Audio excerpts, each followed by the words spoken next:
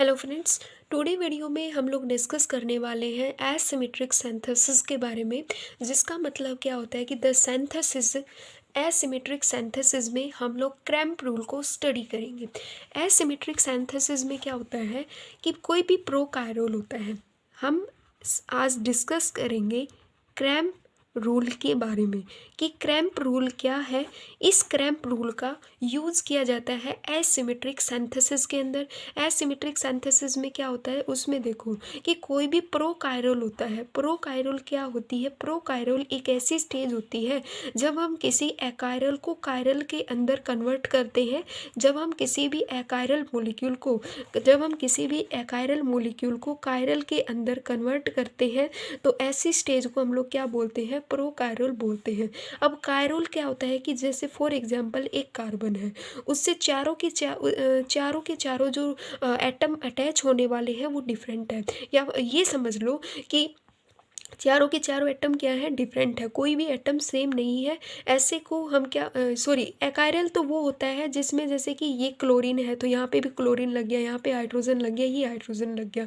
तो ऐसी स्टेज को हम लोग क्या बोलते हैं? एकायरल बोलते हैं। मतलब ये कार्बन अब एकायरल कार्बन है जिसके ऊपर दो ग्रुप क्या लगे हुए हैं? सेम लगे हुए हैं। ऐसे कार्बन को हम लोग एकायरल बोलते हैं। अब मेरे को इस एकायरल को कायरल के अंदर कन्वर्ट करना है तो मैं इसका क्या करवा दूंगी? सब्स्टिट्यूशन करवा दूंगी। मीन्स इन आइडेंटिकल एटम्स को मैं क्या कर दूंगी? रिप्लेस कर दूंगी किसी अनदर नॉन आइडेंटिकल एटम के साथ रिप्लेस कर दूंगी, जिससे हमें क्या मिल जाएगा? कायरल मिल जाएगा। मान लो यहाँ पे हाइड्रोजन अटैच हो गया, एक साइड क्लोरीन है तो यहाँ पे अपना OH अटैच हो गया, या फिर कोई इथाइल ग्रुप अटैच हो गया। तो ये जो कार्बन है ये कायरल कार्बन है। और एकायरल को जब कायरल के अंदर कन्वर्ट करते हैं ऐसी स्टेज को प्रोकायरल बोला जाता है। जब एसिमेट्रिक सिंथेसिस होती है तो वहाँ पे प्रोकायरल सेंटर को हम कायरल यूनिट में कन्वर्ट करते हैं। ठीक है। अब बात आती है कि क्रैम्प रूल का क्या यूज़ होता है। क्रैम्प रूल जो है वो डिपेंड करता है सबस्ट्रेट के ऊपर, डिपेंड करता है रिएक्टेंट के ऊपर। मतलब ये क्रैम्प रूल एक ऐसा रूल है जो डिपेंड करता है स्टीरियो केमिस्ट्री, मतलब स्टीरियो ऑफ रिएक्टेंट की स्टीरियो केमिस्ट्री के ऊपर डिपेंड करता है। ठीक है। जो क्रैम्प रूल है ये डिपेंड करता है स्टीरियो केमिस्ट्री, जो रिएक्टेंट की स्टीरियो केमिस्ट्री है उसके ऊपर डिपेंड करता है।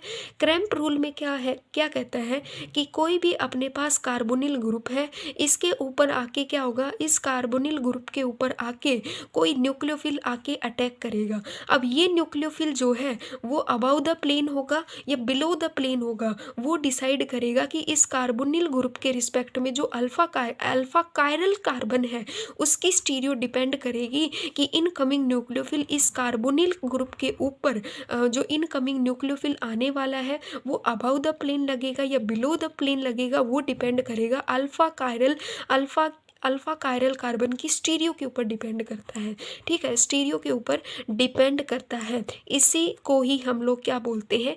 क्रैम्प रूल बोलेंगे। अब क्रैम्प रूल में हमें थोड़ा सा कुछ लिखना होता है। क्या लिखेंगे? देखो, ये अपना कैसा ग्रुप है? मीडियम ग्रुप है। ये कैसा ग्रुप है? मीडियम ग्रुप है। और जो ये पीएच है ये कैसा ग्रुप है? अपना लार्ज ग्रुप है। और जो ये हाइड्रोजन है ये अपना कैसा है? स्मॉल ग्रुप है। तो इस कार्बोनिल ग्रुप के रिस्पेक्ट में जो एल ग्रुप है अपना वो अभी क्या है? एंटी में है। क्या है? एंटी में है। जब हम यहाँ पे कोई भी न्यूक्लियोफिल लेंगे, मतलब फॉर एग्जांपल मान लो हमने लिथियम एल्यूमिनियम हाइड्राइड को ले लिया, या फिर हम कोई भी ग्रिग्नार्ड रिएजेंट ले सकते हैं, ऐसा मॉलिक्यूल जो न्यूक्लियोफिल के जैसे एक्ट करेगा और आके इस कार्बोनिल पे ही रिएक्ट करेगा। लिथियम एल्यूमिनियम हाइड्राइड में न्यूक्लियोफिल कौन होगा? H नेगेटिव न्यूक्लियोफिल के जैसे एक्ट करेगा। अब ये कहता है कि जो ये H है नेगेटिव है, ये अबाउ द प्लेन जाएगा या बिलो द प्लेन जाएगा, वो हमें कैसे पता लगेगा? तो वो हमें पता लगेगा इस कायरल कार्बन की स्टीरियो को देख के। अगर आपका अपना लार्ज ग्रुप क्या है? एंटी है कार्बोनिल के रिस्पेक्ट में, तो जो इनकमिंग न्यूक्लियोफिल है उसकी स्टीरियो डिपेंड करेगी इस स्मॉल ग्रुप के ऊपर। मतलब स्मॉल ग्रुप अगर अपना अबाउ द प्लेन लगा है तो अपना आने वाला इनकमिंग न्यूक्लियोफिल भी अबाउ द प्लेन ही लगेगा। इसी को ही हम लोग क्या बोलते हैं? क्रैम्प रूल बोलते हैं। तो ये यहाँ पे लिख लेना कि जब अपना एल ग्रुप जब अपना L group and carbonyl group जो एल ग्रुप है और जो एल ग्रुप आर, अगर अपना एल ग्रुप क्या है आर एंटी है, अगर अपना एंटी है टू कार्बोनिल के क्या है एंटी है, ऐसे में इनकमिंग न्यूक्लियोफिल जो है वो अटैक करेगा अकॉर्डिंग टू किसके जैसे अटैक करेगा, अकॉर्डिंग टू स्मॉल ग्रुप के जैसे एक्ट करेगा। स्मॉल ग्रुप जहाँ पे लगा हुआ है वैसे ही आपका इनकमिंग न्यूक्लियोफिल आके लगेगा।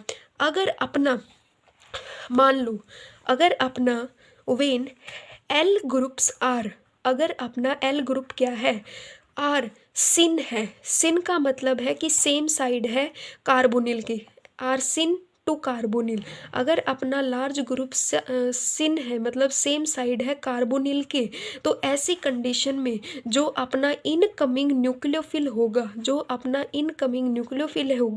वो अटैक करेगा अकॉर्डिंग टू मीडियम ग्रुप की स्टीरियो के ऊपर, स्टीरियो पे डिपेंड करेगा कि अगर मीडियम ग्रुप अपना जैसा है उस बिहाफ पे वो इन न्यूक्लियोफिल आके अटैक करेगा। इसको अब हम एक एग्जाम्पल से समझते हैं।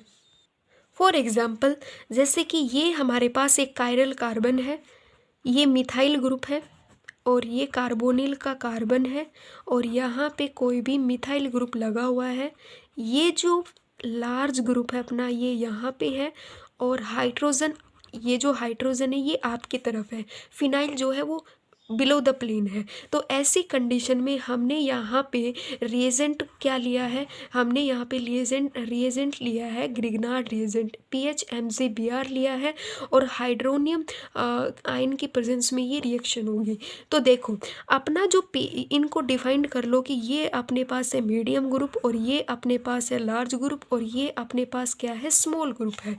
तो यहाँ पे देखो जो एल ग्रुप है हम यहाँ पे लिखेंगे कि वेन अपना हम लिखेंगे कि द एल एंड जो अपना लार्ज ग्रुप है and carbonyl are anti, एक दूसरे के क्या है कार्बोनिल क्या है आर एन टी है, एक दूसरे के एंटी है। तो इन दीज कंडीशन में, ऐसी कंडीशन में इन दीज कंडीशन के अंदर जो अपना न्यूक्लियोफिल है वो अटैक करेगा अकॉर्डिंग टू किसके जैसे, वो अटैक करेगा अकॉर्डिंग टू स्मॉल ग्रुप के जैसे अटैक करेगा। सेम ऐसे लगा दो, मतलब ये अपने पास कायरल कार्बन है, यहाँ पे मिथाइल हो गया, ये क्या हो गया कार्बन, यहाँ पे अब देखो स्टीरियो कैसे डिफाइंड होगा कि जो ये अपना पीएच है, ये पीएच क्या है एक न्यूक्लियोफिल है, MgBr पॉजिटिव है, तो ये न्यूक्लियोफिल इस हाइड्रोजन के जैसे ही आके लगेगा और यहाँ पे अपना क्या हो जाएगा OH बनेगा और ये क्या हो जाएगा मिथाइल ग्रुप हो गया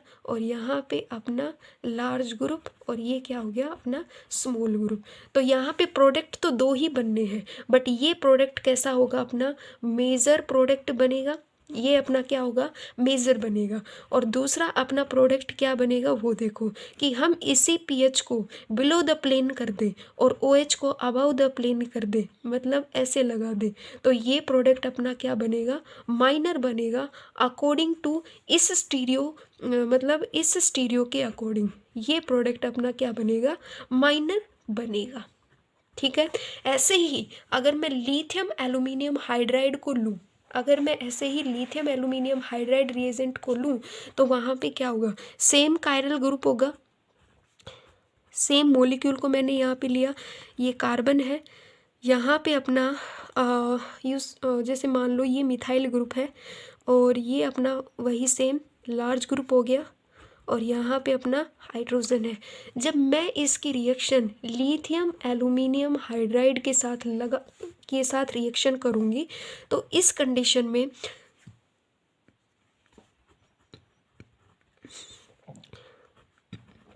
ऐसी कंडीशन के अंदर जो अपना यहाँ पे क्या है कि जो न्यूक्लियोफिल है वो H है, हाइड्रोजन एक न्यूक्लियोफिल है, तो जो हाइड्रोजन होगा वो इस हाइड्रोजन के स्टीरियो पे डिपेंड करता है। तो हाइड्रोजन कैसे आके लगेगा, हाइड्रोजन लगेगा ऐसे, हाइड्रोजन जो है वो ऐसे लगेगा और यहाँ पे हो गया मिथाइल ग्रुप और ये हो गया अपना OH ग्रुप।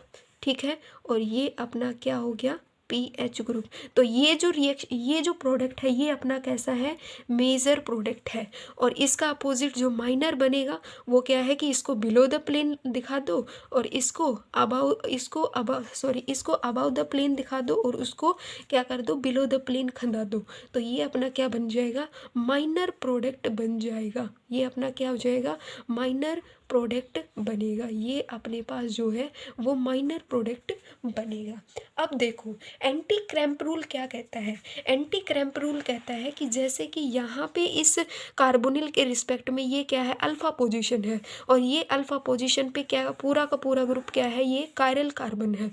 तो यहाँ पे एक ग्रुप ऐसा लगा दे जो कंटेन करे लोन पेयर ऑफ इलेक्ट्रॉन को, जो किसको कंटेन करे, जो कंटेन करे लोन पेयर ऑफ इलेक्ट्रॉन्स को कंटेन करे, एक ऐसा ग्रुप हम इस कायरल ग्रुप के ऊपर आके लगा दे।